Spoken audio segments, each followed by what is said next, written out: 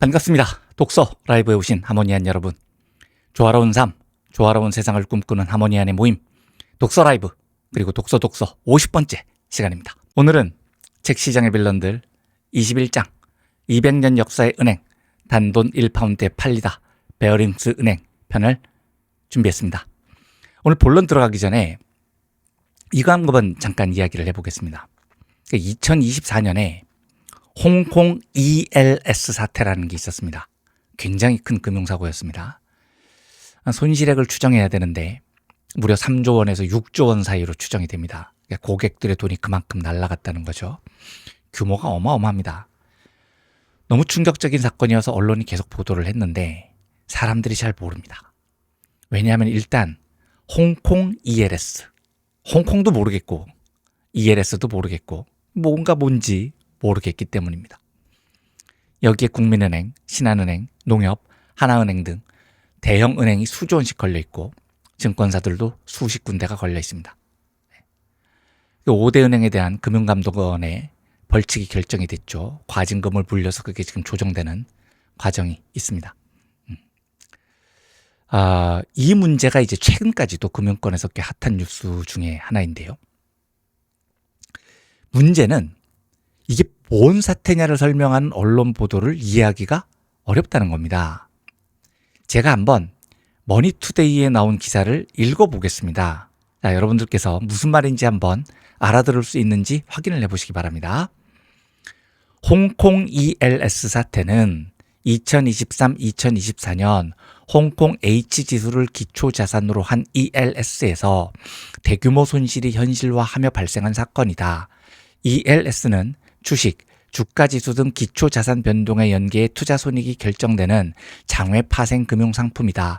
투자 계약 시 정한 기준, 녹인 배리어보다 높으면 원금과 약속한 수익을 받지만 그 밑으로 떨어지면 원금 손실이 발생할 수 있다. 이게 이 초대형 금융사고가 벌어진 원인, 그리고 홍콩 ELS 사태에 대한 머니투데이의 설명입니다. 뭔 소리입니까? 이걸 이렇게 설명하면 누가 알아듣습니까? 제가 이거 쓴 기자한테 뭐라고 그러는 게 아닙니다. 지면에 한계가 있기 때문에 이 이상 쓰기가 어려웠습니다. 그런데 기자 잘못이 아니고 애초에 이런 공식적인 설명으로 도저히 알아먹을 수 없는 걸 금융창구에서 팔고 그 판매액이 수십조 원에 달했고 손실액이 3조에서 6조나 됐고 수많은 고객이 피눈물을 흘렸는데 누구도 이 사태가 벌어졌는지 모른다는 게 문제라는 겁니다. ELS라는 상품을 설명하는 보도자료를 보면 대부분 이렇습니다. 이건 제가 네이버에서 검색을 하니까 나온 네이버 AI의 설명입니다. 이것도 읽어보겠습니다. ELS는 Equity Linked Securities의 약자로 특정 주식이나 주가지수의 가격 움직임에 따라 수익과 손실이 결정되는 파생 결합 증권입니다.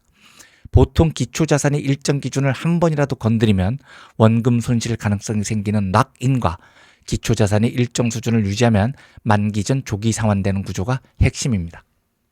이게 뭔지 알아듣는 사람이 이상한 거 아닙니까? 그런데 이거 아무도 알아듣지 못하는 이 상품을 왜 은행 창구 직원이 권했냐고요. 사람들은 이걸 가입한 이유가 은행 창구 직원이 권하니까 가입한 겁니다. 여기 투자했다가 반토막이 난 사람들이 한둘이 아닙니다. 웃으면 안 되는 슬픈 일이지만 얼마나 웃긴 일이 돼버렸냐는 거죠. 오늘 ELS가 뭔지 설명드리지는 않겠습니다. 오늘 주제가 아니니까요. 그런데 제가 드리고 싶은 이야기는 이겁니다. 제가 이 ELS에 대해서 알게 된 게 이게 우리나라에 도입된 때가 2000년대 초반입니다. 그리고 그때 제가 마침 증권기자를 하고 있었어요. 거래소로 보도자료가 왔더라고요.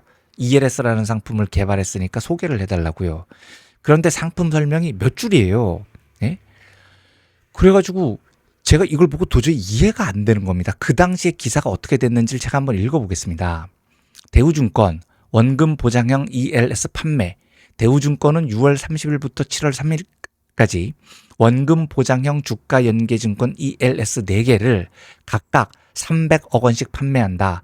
이번에 판매되는 상품 중 불 스프레드형 ELS는 만기 6개월 때 코스피 200 지수가 5% 이상 오르면 수익률이 최고 연 7.5%에 이르도록 설계된 것이 특징. 또 만기 1년에 최고 수익률이 연 13.99%에 이르는 상승형과 만기 지수 발행일 지수보다 하락하지 않을 경우 각각 연 6.6%, 7.5%의 수익을 제공하는 만기 6개월 및 1년짜리 디지털 안정형 2종도 판매한다. 이게 너무 설명이 불친절하잖아요. 네? 이게 뭔지 어떻게 하냐고요. 근데 보도자료가 진짜 딱 이렇게 나온다니까요. 제가 기자실에 있다가 홍보실에 전화를 했어요. 이런 자료를 주셨는데 뭔지 이해를 못하겠습니다. 알아야 소개를 할 거 아닙니까? 설명 좀 해주시죠. 그랬더니 홍보실에서 기자님 이게요. 우리도 잘 모르는 거여서요. 상품 개발팀에 직접 물어보셔야 될 것 같은데요. 이럽니다. 그리고 상품 개발팀에 전화를 했어요. 만드신 분 바꿔달라고 해서 이게 무슨 구조 상품입니까? 물어봤더니 짜증을 확 내는 겁니다. 그분이 그때 바빴나 봐요. 그냥 기자님 보도자료대로 써주세요. 그걸 뭘 그렇게 자세히 물어보세요. 이러더라고요. 그래서 제가 보통 취재원한테 화를 잘 안 내는데 제가 열을 벌컥 냈습니다. 지금 장난하십니까? 이걸 지금 당신네 증권사에서 상품 소개해달라고 보도자료를 보낸 겁니다. 그런데 이걸 고객들한테 뭔지도 모르고 소개를 하라는 게 뭔 개떡 같은 소리입니까? 우리가 당신네 기관지입니까? 뭔 내용인지도 모르고 잘못하면 손실이 얼마나 날지도 모르는 상품을 동아일보가 니들이 소개하란다고 소개하는 홍보지냐고요. 제가 화를 버럭 냈습니다. 이제 보통 기자가 화를 내면 저쪽이 미안하다고 합니다. 죄송합니다 기자님. 제가 좀 바빠서 결례했습니다. 그래서 괜찮습니다. 바쁘시면 그럴 수 있죠. 그런데 설명은 좀 해주셔야죠. 그랬더니 이게요. 설명하려면 1시간 걸리는데 혹시 기자님 시간 되시면 나중에 한번 찾아오시겠어요? 그러더라고요. 그래서 제가 거기 또 갔어요. 2시간 설명 들었습니다.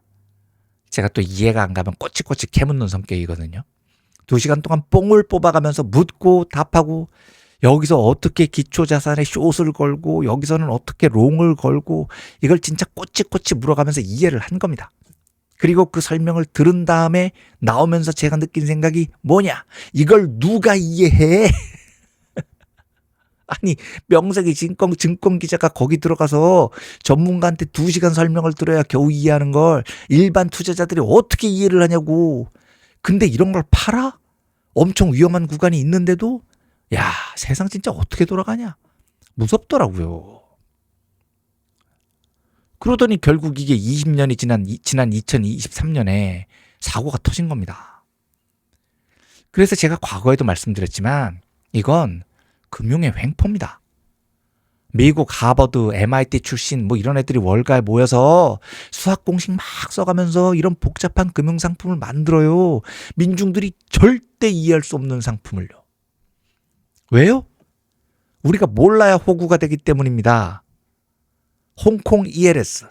홍콩도 모르겠고 ELS도 모르겠고 이런 투자자들한테 금융권이 이 상품을 수십조 원어치 팔았다니까요.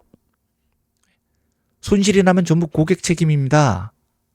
그래서 저는 어려운 말 잔뜩 늘어놓고 고객을 기만하는 금융자본의 비열한 수법에 학을 떼는 사람입니다. 그런데 제가 진짜 웃긴 이야기 하나 해드릴까요? 오늘의 주제가 230년 전통의 영국 베어링스 은행 파산 사건입니다. 나중에 책 부분 들어가면 자세히 나오지만 한 미친 트레이더의 선물 거래 실패로 이 엄청난 역사 깊은 규모의 은행이 망한 겁니다. 자, 그런데 보세요. 선물 거래. 이거 사람들이 뭔지 잘 모릅니다. 그런데 싱가포르에서 한 젊은 트레이더가 선물 거래를 하면서 돈을 무지하게 벌었단 말입니다. 그러니까 영국 본사가 돈 잘 버네? 이러면서 냅뒀다는 거죠. 그러다가 그 젊은 트레이더가 무지하게 돈을 잃어서 이 은행이 망했다. 이게 오늘 방송의 요지예요. 그런데 제가 처음 이 사건을 접했을 때 진짜 이해가 안 갔던 게 선물, 파생상품 거래 쉽지 않죠. 저도 구조를 이해하는데 오래 걸렸으니까요. 그게 어려우니까 ELS처럼 파생상품 여러 개 묶어놓으면 우리 같은 민중들은 아예 이해를 못하는 겁니다. 하지만 그건 우리 이야기고요. 무려 230년 전통을 가진 베어링스 은행이잖아요. 어떻게 이런 초대형 은행이 한 트레이더의 선물 거래로 망할 수가 있냐고요? 그걸 감시하고 검증하는 시스템이 없었다고요? 230년 전통의 베어링스 은행인데 제가 이게 이해가 안 됐던 겁니다. 그래서 예전에 동아일보 시절 증권 기자 할 때 이걸 전문가들한테 물어봤어요. 아니, 국민은행이 망했다고 해도 충격일 판인데 국민은행보다 훨씬 큰 세계적인 은행이 어떻게 한 젊은 트레이더의 선물 투자로 망합니까? 이렇게 물어봤더니 한 전문가가 이런 이야기를 합니다. 이 기자. 그때가 1990년대 초반이거든? 베어링스 은행 경영진들이 선물 투자가 뭔지 알았을까? 이럽니다. 예? 알았겠죠. 은행 경영진인데요. 아무리 선물이 일반인들한테는 어려워도 은행 경영진이 그게 뭔지 몰랐다는 게 말이 됩니까? 아니야. 내가 보기에는 몰랐어. 모르는 사람 많아. 경영진이라고 다 알 것 같아. 걔들이 딱 보니까 싱가포르에서 돈을 많이 벌어오는 거야. 뭔지도 모르고 돈 잘 벌어오네. 계속 파이팅 시켜. 이랬을 확률이 훨씬 높아. 이렇게 설명을 하는 겁니다. 저는 말도 안 되는 소리라고 생각했습니다. 우리는 모를 수 있지만 아무리 1990년대 초반이라도 베어링스 은행 경영진이 선물을 몰랐다고요? 에이, 그럴 순 없죠. 안 믿었어요. 그런데 제가 동아일보 나오고 네이버에 있을 때 글로벌 금융위기가 터졌거든요. 제가 네이버에서 그때 금융서비스 팀장하고 있었는데 주식시장이 박살이 났습니다. 제가 아는 증권 전문가한테 전화를 했습니다. 서브프라임 모기지라는데 자산담보부 증권, 부채담보부 증권이 문제라는데 이게 뭔 소리입니까? 설명을 쫙 해줘요. 제가 들었거든요. 제가 아직도 이거 모른다고 생각하시는 분 없으시죠? 압니다. 그 슬로우 경제 때 한 번 했잖아요. 도대체 서브프라임 모기지가 뭔지 궁금하신 분들은 하모니 슬로우 경제 에피소드 3을 보시면 자세히 들으실 수 있습니다. 아무튼 제가 그걸 배웠단 말입니다. 그래서 제가 대충 알았는데, 아니, 아무리 서브프라임 모기지가 복잡해도요, 그 유수의 월스트리트 은행들이 이걸 감시를 못했다고요? 이게 위험하다는 신호를 못 받았다고요? 이해가 안 되는데요? 하고 제가 물어봤어요. 그러니까 그 전문가가 똑같은 이야기를 하는 겁니다.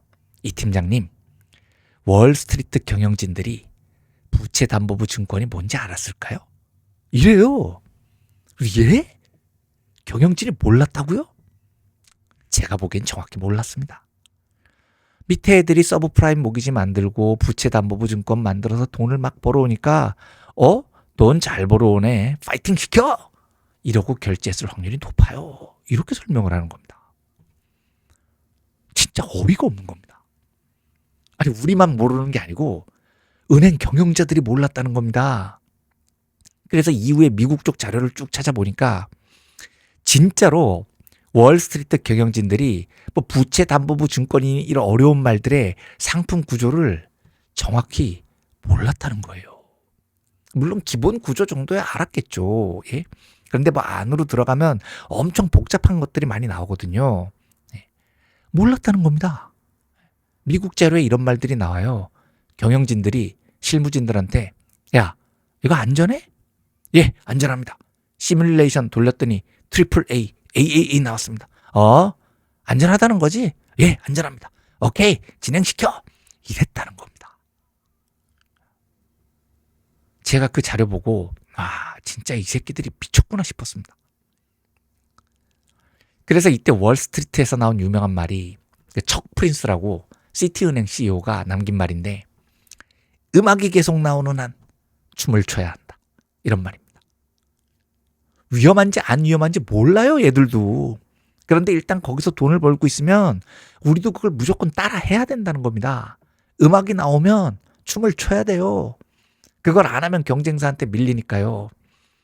그 위험이 얼마나 큰지 지들도 모르고 막 춤을 추다가 세계 경제가 박살이 났다는 겁니다.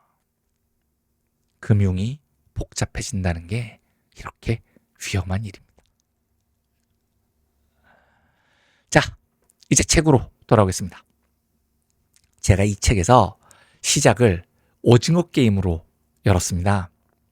오징어 게임에서 주인공 성기훈, 이정재 배우죠. 그리고 오징어 게임 최종전까지 살아남아서 성기훈과 대결을 벌인 조상우, 박혜수 배우고요. 이 두 사람이 나오잖아요. 그런데 조상우가 서울대를 졸업하고 금융회사에 다니다가 60억 원 빚을 졌습니다. 그래서 오징어 게임에 참가를 하죠. 요거 직접 영상으로 한번 보시죠. 다시 벌어 60억을. 60억? 아니 6억이라며. 아니 너 증권회사 다닌다더니 주식을 한 거야? 주식은 그렇게 크지 않고 선물을 했어. 선물? 선물로 그 돈 있어? 아니 누구 선물을 얼마나 비싼 걸 산 거야? 여자 생겼냐? 네.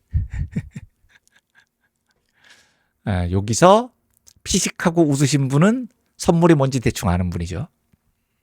하지만 대부분 사람들은 이 대사가 무엇을 뜻하는지 정확히 몰랐을 겁니다. 조상우가 선물로 60억을 날렸다고 할 때 가장 정상적인 반응은 성기훈의 그 반응입니다. 뭔 선물을 그렇게 비싸게 해? 여자 생겼니? 조상우가 말하는 선물은 기프트가 아니죠. 한자로는 먼저 선, 물건물, 영어로는 미래를 뜻하는 단어인 future를 사용합니다. 금융상품의 일종입니다. 예전에는 선물 주로 거래하는 대기업 계열 금융회사들도 많이 있었습니다. 지금은 사라졌지만 LG선물 같은 회사가 있었고 삼성선물은 아직도 있더라고요. LG선물, 삼성선물. 제가 증권기자 할 때 들은 이야기로 명절 때만 되면 여기에 전화가 그렇게 많이 온대요. 지인들한테 단체로 명절 선물 돌리려고 하는데 견적 좀 부탁드려요. 뭐 이런 전화가 온답니다. 그러면 고객님 여기는 그런 선물 파는 회사가 아니고요. 금융상품 선물을 다루는 곳입니다. 뭐 이렇게 설명하느라고 진땀을 뺐다는 이야기입니다. 자, 기프트가 아닌 퓨처.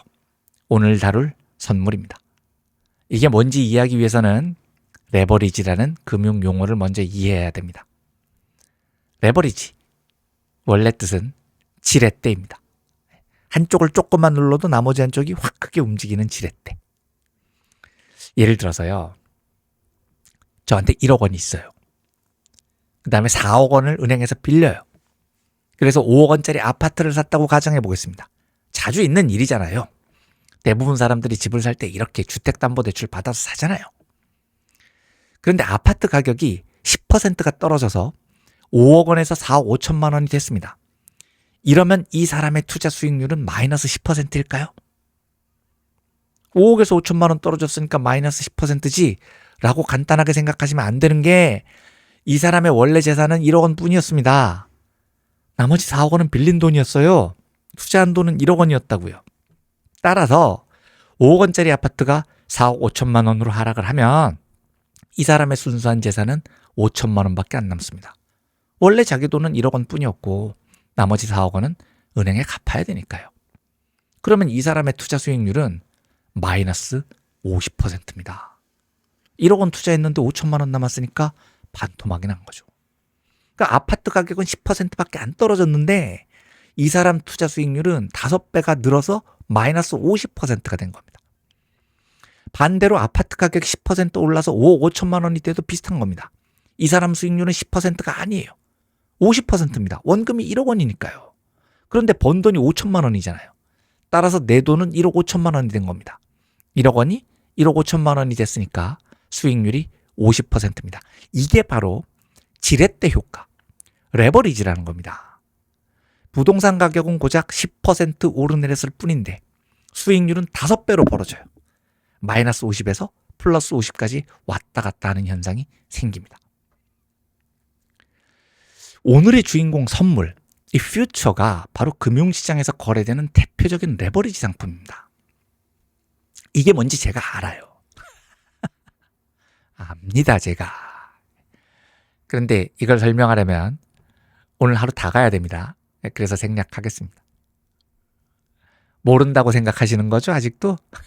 알아요. 안다고요, 제가. 요게 당시만 해도 주가에 비해서 레버리지가 6배에서 7배 정도 됐습니다. 이 말은 무슨 뜻이냐? 주가가 10% 오르면 선물은 60%에서 70%가 오르내립니다. 네. 주가가 10% 하락을 하면 선물 수익률은 마이너스 60에서 마이너스 70% 정도 됩니다.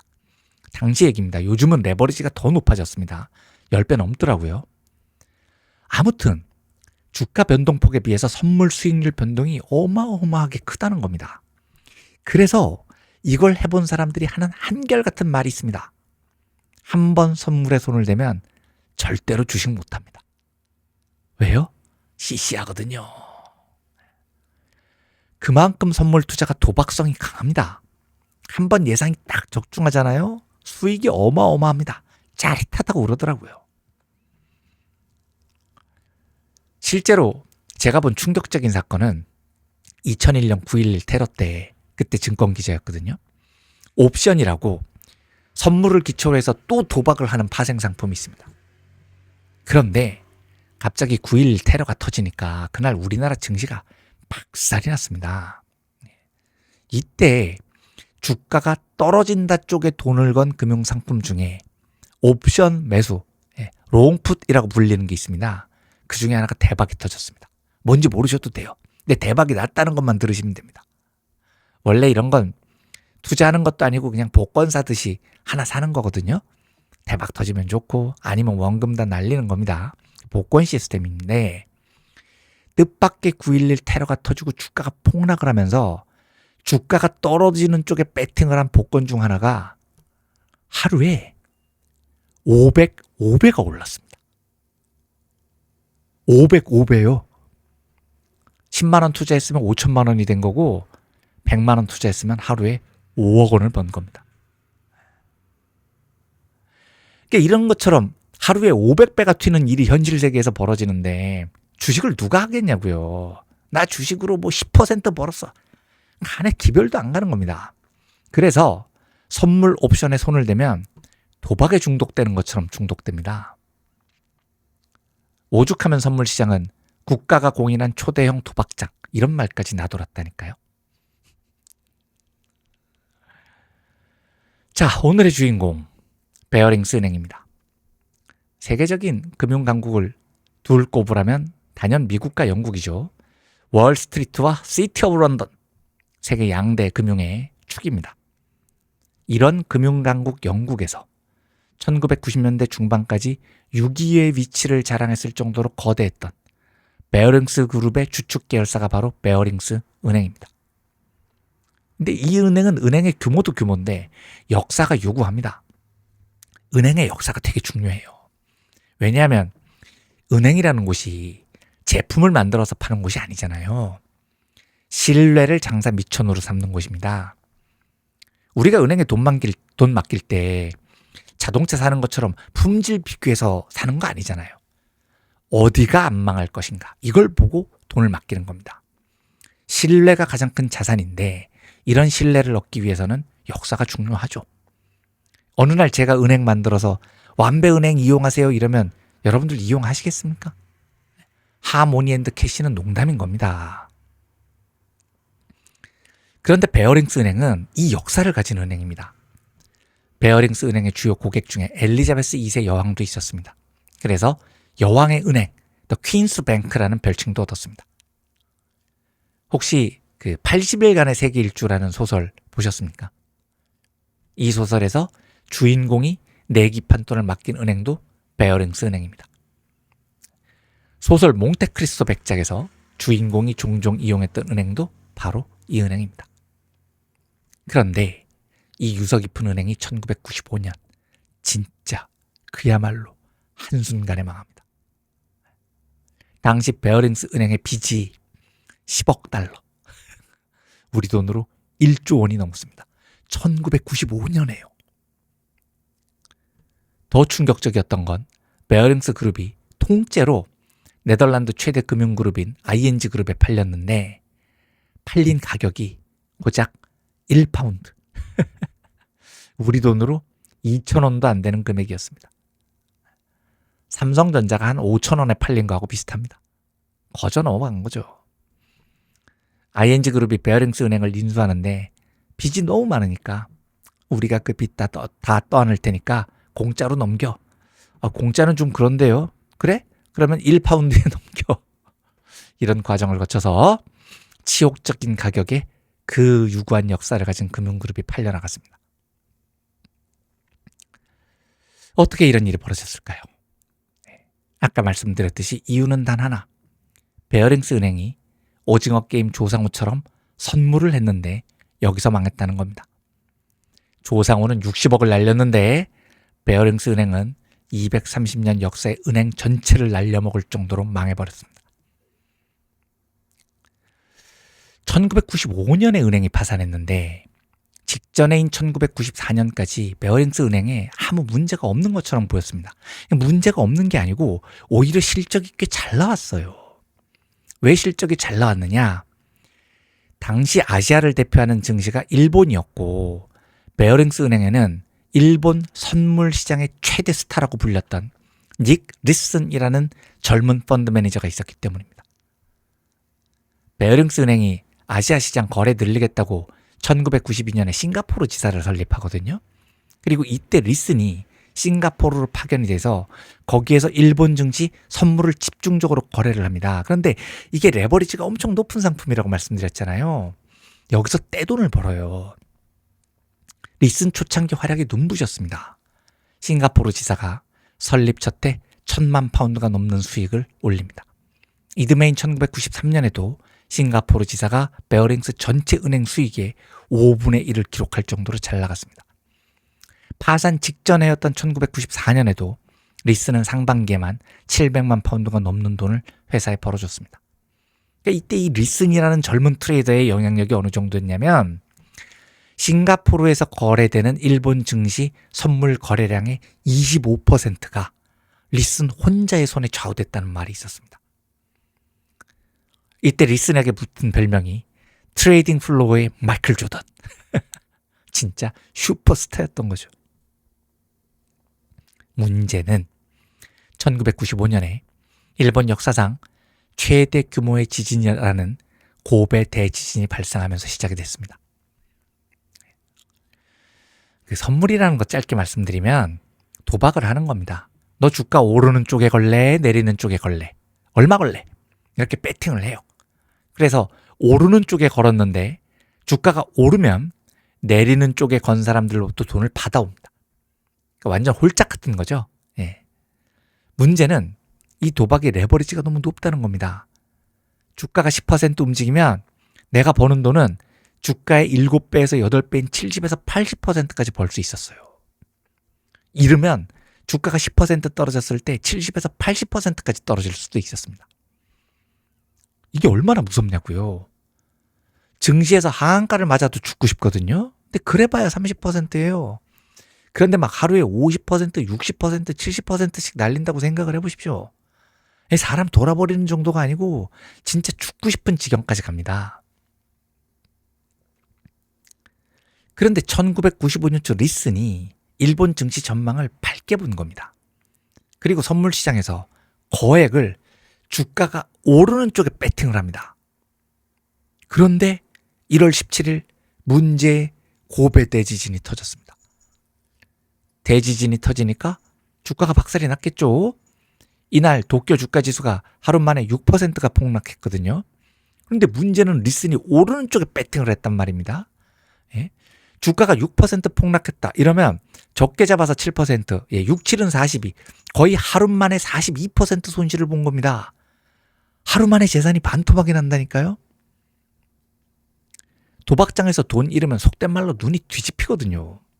리슨도 마찬가지입니다. 그때라도 반토막이 났을 때라도 이성을 찾고 차분히 대응했으면 손실을 최소화하고 베어링스 은행도 안 망할 수 있었을 겁니다. 그런데 반토막 난 손실을 메꾸겠다고 무리수를 둡니다. 그러니까 리슨이 어떻게 생각했냐면 대지진으로 주가가 너무 빠졌어. 내일은 오를 거야. 이러면서 다시 오르는 쪽으로 풀 배팅을 해요. 그런데 리슨의 기대와 달리 도쿄 증시는 이튿날 그 다음날에도 연일 폭락을 해버렸습니다. 이 과정에서 리슨이 입은 손실이 무려 8억 2,700만 파운드. 우리 돈으로 1조 3천억 원이 넘었습니다. 혼자서 1조 3천억 원을 1995년에 날린 겁니다. 요즘 돈으로 치면 4조 원 넘게 날린 겁니다. 이러니까 은행이 망하죠. 문제는 리슨이 이런 짓을 저지를 동안 베어링스 은행이 이걸 전혀 감독하거나 관리하지 못했다는 겁니다. 그런데 이게 웃긴 게 당시 베어링스 은행만의 문제였느냐? 그렇지도 않아요. 당시 세계 주요 은행이 다 경영 행태가 비슷했습니다. 리슨이 몇 년 동안 돈 많이 벌어줬다고 했잖아요. 그런 스타펀드 매니저가 본사에 전화를 해서 지금 돈이 좀 부족한데 돈 좀 보내주세요 이러면 본사에서 알았어 보내줄게 하고 보내줍니다. 아까 말씀드렸듯이 이거 2008년 글로벌 금융위기 때도 얘들이 이랬다니까요. 얼마나 위험한지 잘 모르겠는데 남들이 다 그 짓해서 돈을 많이 벌어? 우리도 무조건 따라해. 음악이 계속되는 한 춤을 춰야 돼. 다들 이랬다는 거죠. 이 고베 대지진 직후에 리슨이 1차로 어마어마하게 돈을 잃었는데 리슨이 진짜로 본사에 돈을 더 보내달라고 해요. 그런데 이때 누군가가 리슨 네가 돈이 왜 필요해? 너 지금까지 돈 많이 벌었잖아. 혹시 무슨 문제 있니? 하고 한 번만 제대로 들여다봤어도 230년 전통의 은행이 망하지는 않았을 겁니다.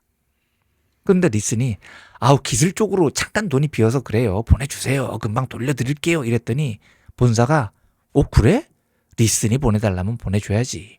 이러고 돈을 보내요. 그랬다가 1조 3천억을 날렸습니다. 너무 허술하잖아요. 세계적인 은행인데.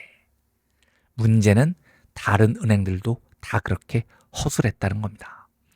리슨이라는 한 개인이 가져온 불운이 베어링스 은행을 덮쳤을 뿐이지 많은 사람들이 숭배했던 영국 금융권, 시티 오브 런던 전부 다 하는 짓들이 웃긴 수준이었다는 거죠.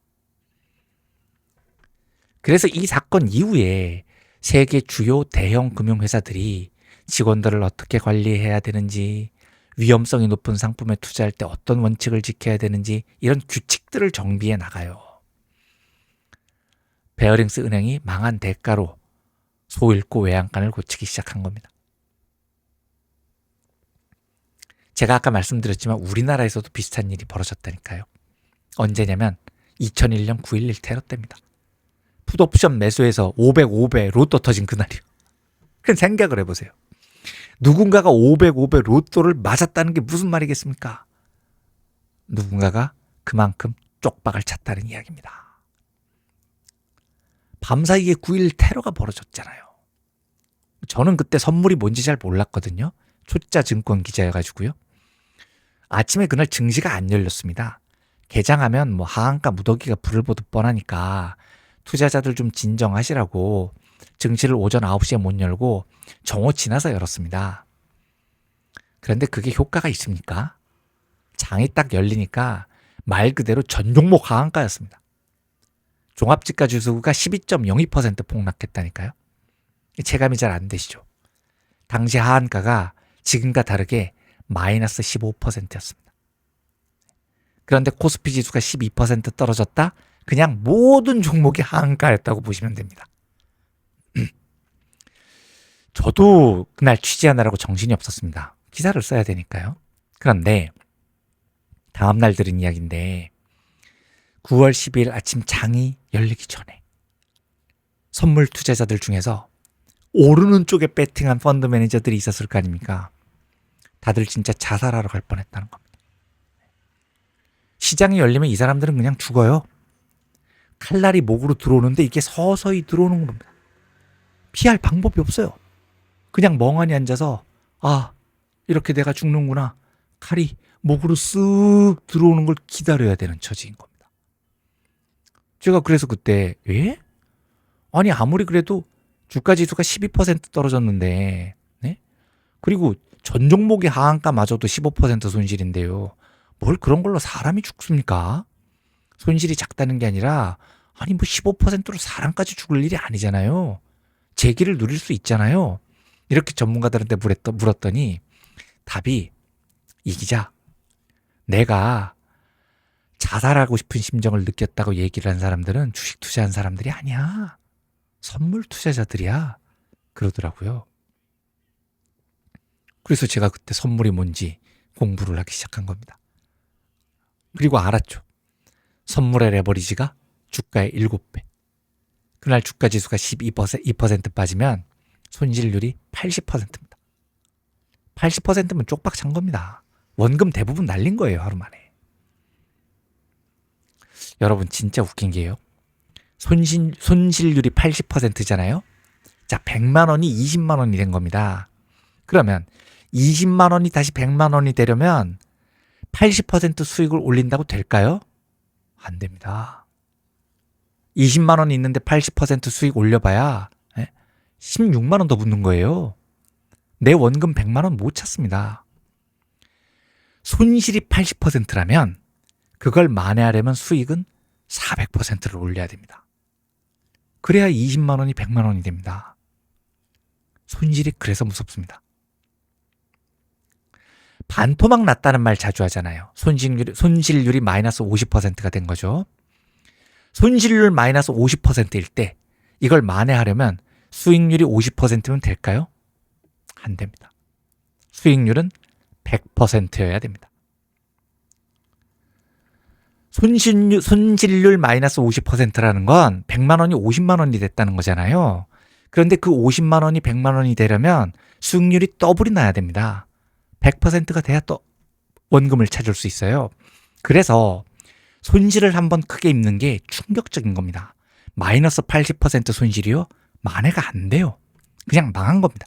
절대 재기할 수 없는 수준입니다. 이때만 해도 우리나라에서 고객 돈으로 선물 막 하는 사설 불법 투자 기관이 많았습니다. 그 고객 돈 유치하려면 정식으로 금융당국한테 허가를 받아야 되는데 그때만 해도 뭐 우리 규제가 워낙 엉망진창이어서 허가 없이 불법으로 고객을 모집해서 선물에 투자하는 불법 기관이 꽤 많았습니다. 부티크라고 불렀습니다. 옷 파는 곳 아닙니다. 강남에 그때 부티크가 수백 곳이 성행을 했거든요. 9.12 테러 딱 터지니까 우리나라 부티크들 수백 곳이 다 망했다는 소문이 들더라고요. 베어링스 은행이 망하면서 초대형 금융기관들이 비로소 위험관리라는 것을 시작했던 것처럼 우리나라도 9.11 테러 같은 초대형 폭탄을 맞고 나서 불법 투자기관들이 싹 사라졌습니다. 한국 대형 금융기관들도 위험관리 시스템을 강화했고요. 소 잃고 외양간을 고친 건데 소를 잃어도 외양간은 고쳐야 됩니다. 이왕이면 이런 대형 사고를 맞기 전에 고치면 좋지만 사람은 늘 같은 실수를 반복합니다. 그리고 2008년 글로벌 금융위기로 인류는 다시 한번 같은 실수를 반복하게 되죠. 오늘 순서 마치겠습니다. 목요일 잡담 라이브 때 뵙겠습니다. 감사합니다. 21일, 22일 후원자분들께 마음을 담은 감사 인사 드리겠습니다. 준석 부부 정사님, 고양이 날다님, 김별혜님, 김별주님, 유별희님, 머잉이님, 박별은님, 임별희님, 이완배 화이팅님, 이별정님, 경제의 속살 완전 팬님, 최별훈님, 잘 듣고 있습니다님, 김별성님, 이별훈님, 이별호님, 이별구님, 김별란님, 6월 화팅 하십쇼님, 송별연님, 최별빈님, 이별애님, 파우스트님, 김별진님, 들펜호두님, 장효선님 모두 마음을 다해 감사드립니다. 제 삶에 이정표가 필요할 때마다 저를 믿고 도와주신 분들의 손길을 항상 기억하면서 올바른 선택을 하도록 노력하겠습니다. 감사합니다.